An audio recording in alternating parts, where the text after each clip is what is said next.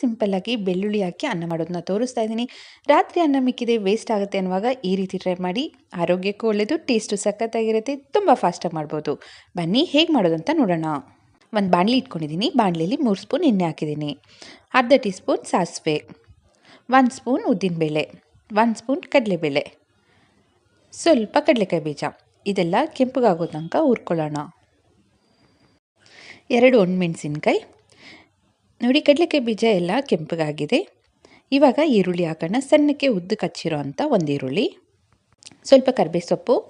ಈರುಳ್ಳಿ ಉರಿಯೋ ಅಷ್ಟರಲ್ಲಿ ನಾವು ಖಾರಕ್ಕೆ ರೆಡಿ ಮಾಡ್ಕೊಳ್ಳೋಣ. 15ರಿಂದ 20 ಎಸ್ಲು ಬೆಳ್ಳುಳ್ಳಿ ತೊಗೊಂಡಿದ್ದೀನಿ. ಸಿಪ್ಪೆ ಸ್ವಲ್ಪ ತೆಗೆದಿದ್ದೀನಿ.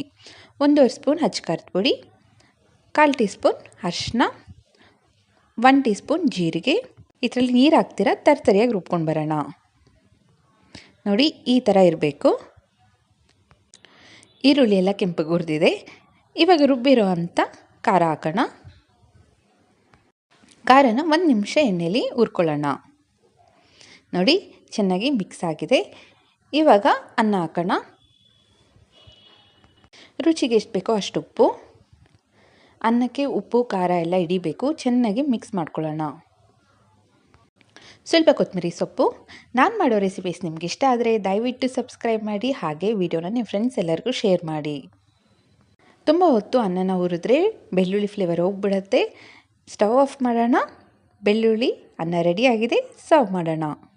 ನೋಡಿದ್ರಲ್ಲ ಎಷ್ಟು ಸಿಂಪಲ್ಲಾಗಿ ಬೆಳ್ಳುಳ್ಳಿ ಅನ್ನ ಮಾಡ್ಕೊಬೋದಂತ. ಖಂಡಿತವಾಗ್ಲೂ ನೀವು ಟ್ರೈ ಮಾಡಿ. ನಿಮ್ಮನೇಲಿ ಎಲ್ಲರಿಗೂ ಇಷ್ಟ ಆಗುತ್ತೆ. ನಿಮ್ಮೆಲ್ಲರಿಗೂ ಇಷ್ಟ ಆದರೆ ಲೈಕ್ ಮಾಡಿ. ವಿಡಿಯೋ ಹೇಗಿದೆ ಅಂತೇಳಿ ಕಮೆಂಟ್ ಮಾಡಿ. Thank you.